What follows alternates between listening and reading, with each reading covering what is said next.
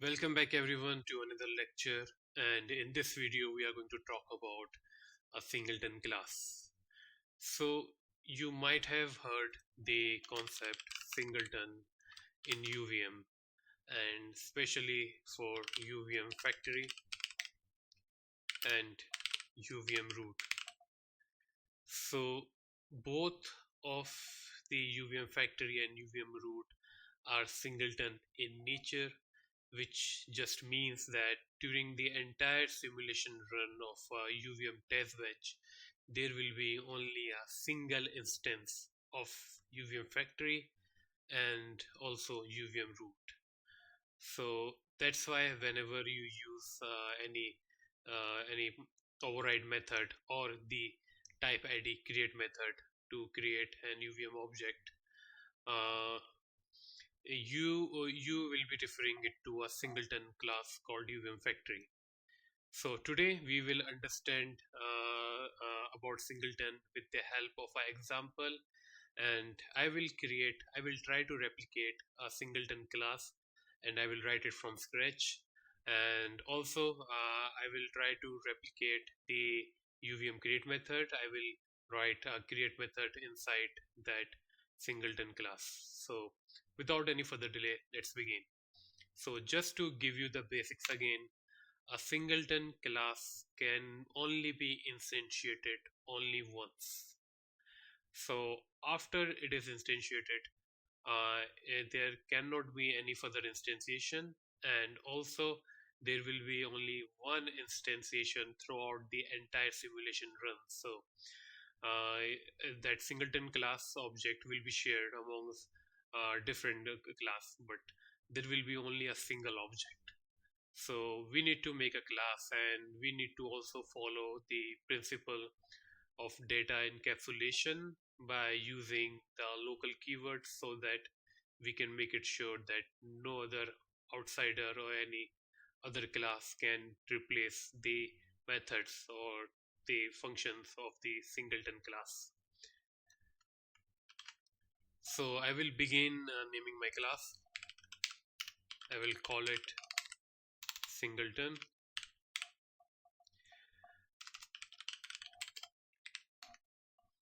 and first I will declare a simple variable, and we will pass the value through argument to this variable, and also we will access the method of this singleton class in our test module to print out the value of this variable. So just a second. So the very first thing I'm going to do is to create an instance of the singleton class inside the singleton class, and it is a very crucial step. So you just have to declare an object, let's call it obj, and we will be using this object to find out whether an instance or an object of singleton class is already created or not, and that will be used to avoid further creation of another instance. So before that, we need to add few more things. First and only that this thing should be static, and the one and only instance. So I will write static. So this should be static, and this ensures that this belongs to this class, not to any instance or an object. And the other most important thing that we need to add is to use data encapsulation. And please watch out my earlier videos. You could find out the playlist description in the description box about SystemVerilog hooks and classes. So there I have mentioned that we have two keywords to provide data encapsulation. The first one is local, and the other one is protected. Inside the loop, if something is declared as local, it can only be accessed by the class itself. If something is declared if some function is declared as protected, the derived class or the child class can access that particular function, but it cannot access any variable. So without any further delay, let's continue. And before that, since we are using the local keyword right here and we are using the singleton as a data type, the compiler will most probably get confused and it will throw an error. And it is because of the reason that it will assume that it is taking, because since we are taking the reference of the class itself, and it will assume that singleton is another class and this class is not mentioned before this class. And in SystemVerilog, if there are two class, let's say class A and class B, and inside the class B if you are mentioning the object of class A, the handle of the class A, then you need to make it sure that the body of the class A should be before the class B. So if you want to avoid that, what you could do, you could use the type def keyword. So just to avoid any confusion or the compilation error, I will use the type def keyword, and here I will mention my class again. So this will avoid the error, and that's a good fix. And this thing is called forward declaration, and which will tell the class at line number 6 that singleton class already exists. So right after that, we will begin with the constructor of our singleton class, and here we will pass the variable a as an argument,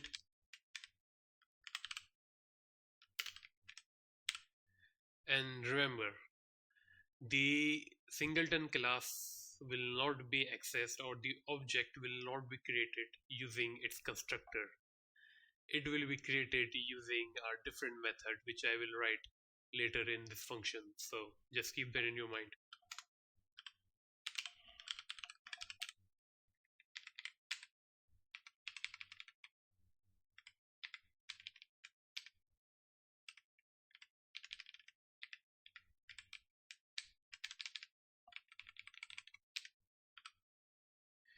So one more time, since we will not allow the constructor to be accessed from any outside entity, we will also declare this as local. So only the methods which are present inside the singleton class can access the constructor. And here inside the constructor, we will do the usual thing.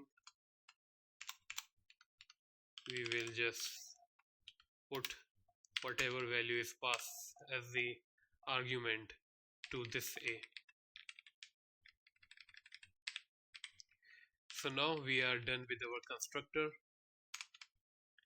and after this we will create a method, and that method will be the main body of this function, because it will be responsible in making it ensure that the class is a singleton class.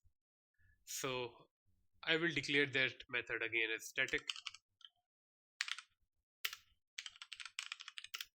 and the return type of the method will be the singleton, will be the class, the singleton class. So the return type will be of singleton type. So this method will return the class, and you will get to know why.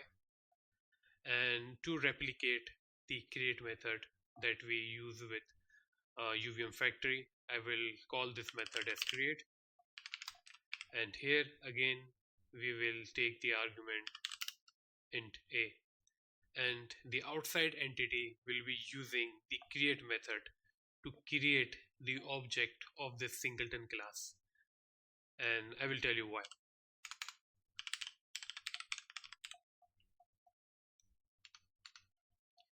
So it is because it will check whether the object has been already created or not. So my very first condition inside this create method will be if object is equals to null or not. So I will just write null. So it will check whether the object has been already created or not.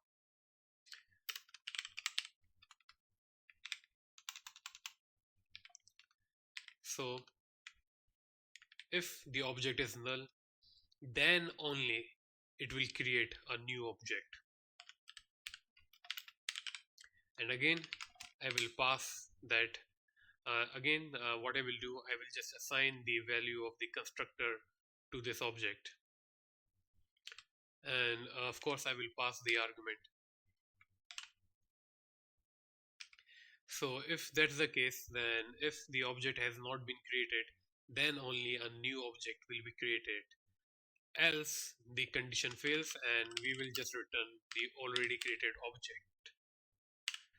So this is a very simple trick which ensures that the object will be created only using the create method, not using the new method, because the new method is protected by the local keyword, and this method and the object which we have declared right here will communicate with the constructor of the singleton class.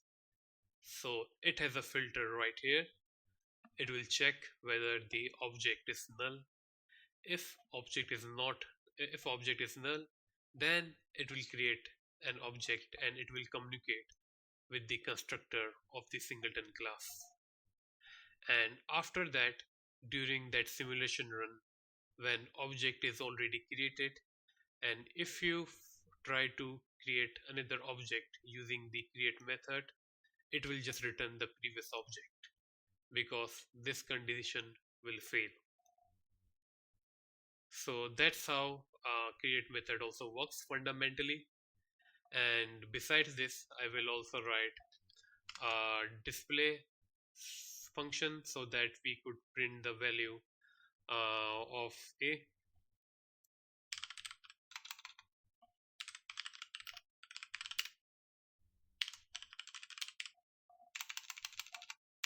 I will call it display.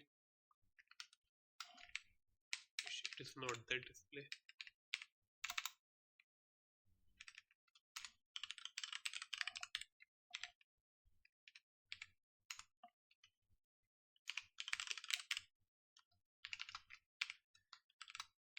And it will just print the value of a.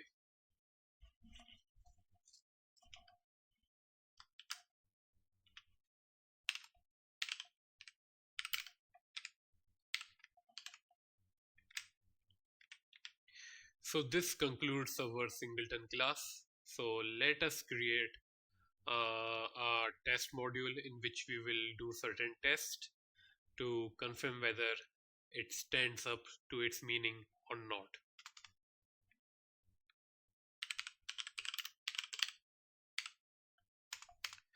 I will create a module and I will call it test.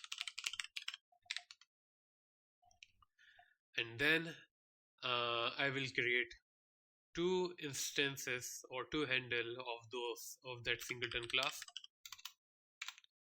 Two handle. Let's call the first handle as S1 and the second handle as S2. After this, I will start my initial block.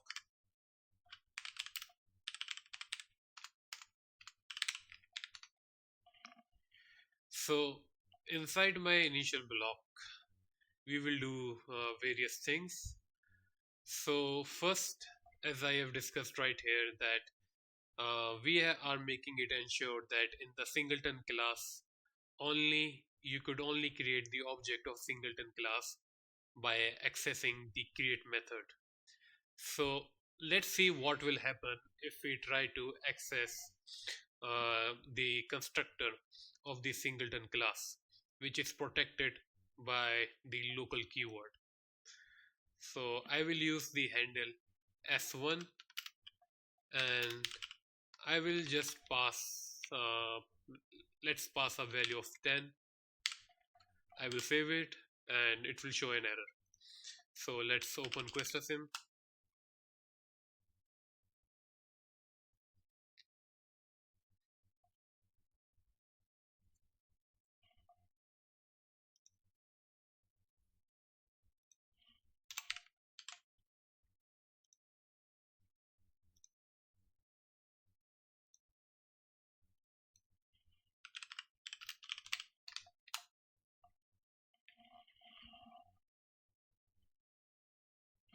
As you could see it right here, that at line number 29, here at line number 29, illegal access to the local member new.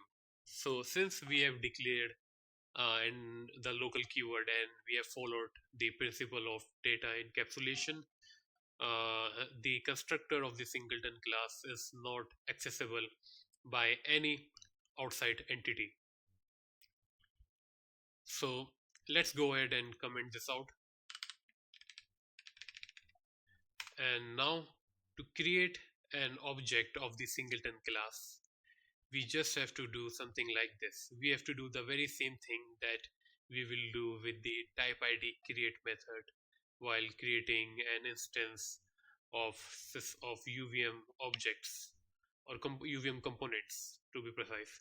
So here I will access the singleton class, and since we are not accessing the object but the class, I will use the scope resolution operator, and here I will use the create method which is present inside the class. And as you could see it right here, the create method must have a value to be passed as an argument. We will pass the very same value of 10 right here.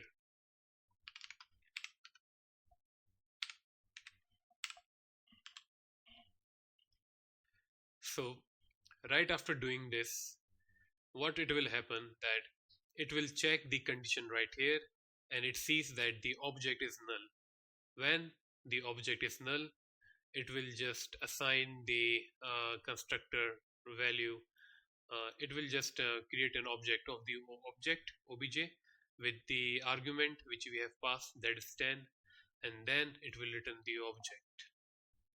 So we are returning the object, and the object itself is local and static. So after this, what I will do, I will save the code and I will just use the display method to confirm whether the value of a has been updated to 10.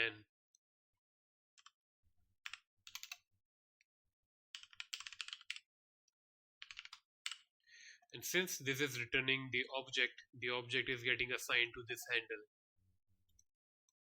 So one object has been created. So here I will use the display method which will print the value of a which we have passed right here. So let's go ahead and run the code.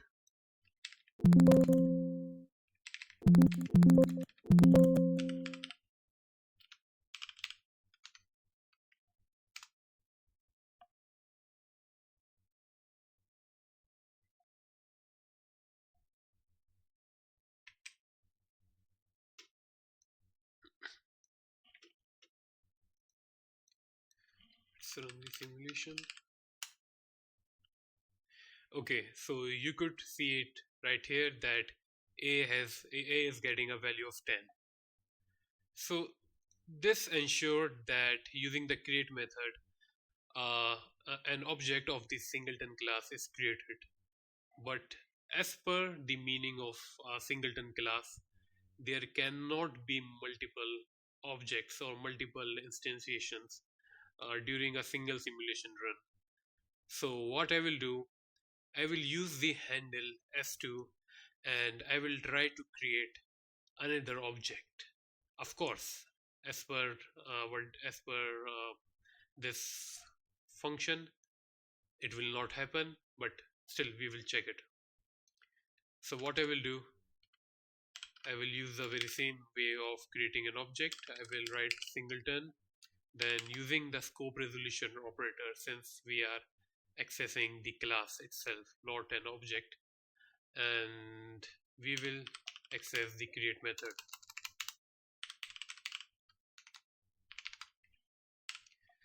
And let's say this time we are passing a value of 50. So here we will do a brief check right here. So we will again use the display method, and here I will write another display method.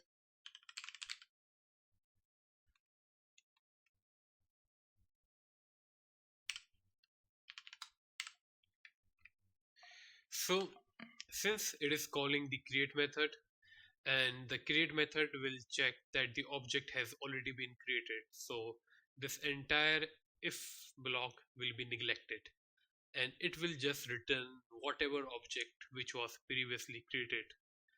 So when it will return the previously created object, this value will not be passed, and in fact this display should print 10. And if it does print 10, that means that our class is a singleton class.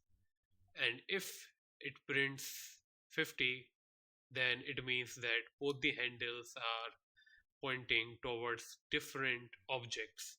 So there are more than one instances or object of singleton class, which refutes the meaning of the singleton class, and our entire intention will fail. So let's check whether it works or not.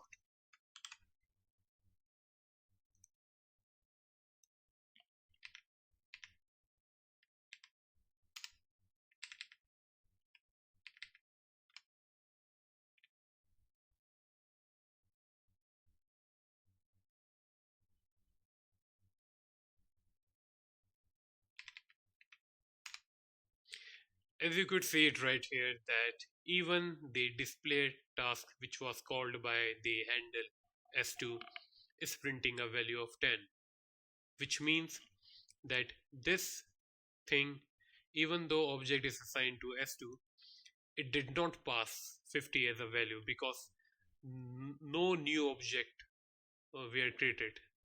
So the new object is not created, and the create method returns the very same object which was created right here.